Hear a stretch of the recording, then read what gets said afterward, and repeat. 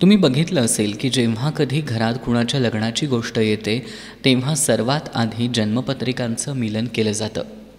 पत्रिकेत गुण, नाडी, दोष आणि गणावर जास्त जोर देण्यात येतो, कारण यावरच आपलं दाम्पत्य जीवनाचं भविष्य टिकलेलं असतं.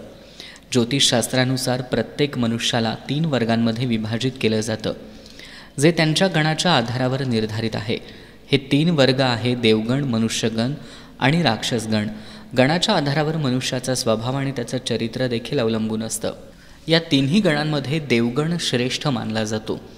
ज्योतिषशास्त्रानुसार देवगणात जन्मलेल्या व्यक्तींच्या स्वभावात देवांसारखे गुण असतात. देवगणाप्रमाणे मनुष्यगण आणि राक्षसगणातील व्यक्तींचे देखील विशेष महत्त्व आहे. तर आज आपण याच राक्षसगणाबद्दल बोलूयात. जेव्हा गोष्ट येते राक्षसगणाची तर बरेच लोक याचं नाव ऐकूनच घाबरून जातात, पण यात घाबरण्यासारखं काहीच नसतं.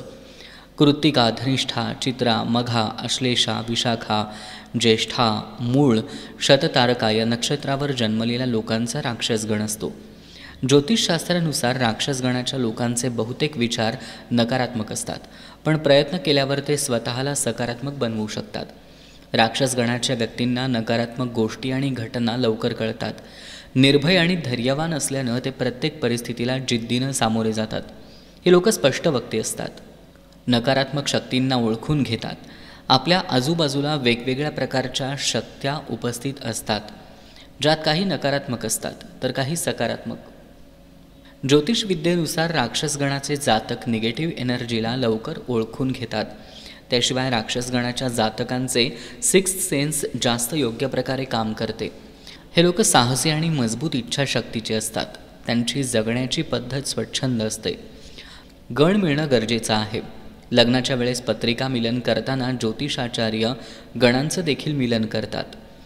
गणांचं योग्य मिलन झाल्यानं दाम्पत्य जीवनात सुख आणि आनंद कायम राहतो. आता बघूयात कोणत्या गणासोबत योग्य मिलन होतं. वर कन्येचा समान गण असल्यास दोघांमध्ये उत्तम सामंजस्य असतं. वर आणि कन्या देवगणाचे असतील तर वैवाहिक जीवन संतोषप्रद असतं. वर आणि कन्येचं देवगण आणि राक्षसगण असल्यास दोघांमध्ये सामंजस्य खूप कमी असतं आणि त्यांच्यात परस्पर टोकाची स्थिती निर्माण होते. तर एकूणच ही होती राक्षसगणाबद्दलची माहिती. तुमचा जर राक्षसगण असेल तर या गोष्टींची काळजी घेणं महत्त्वाचं आहे.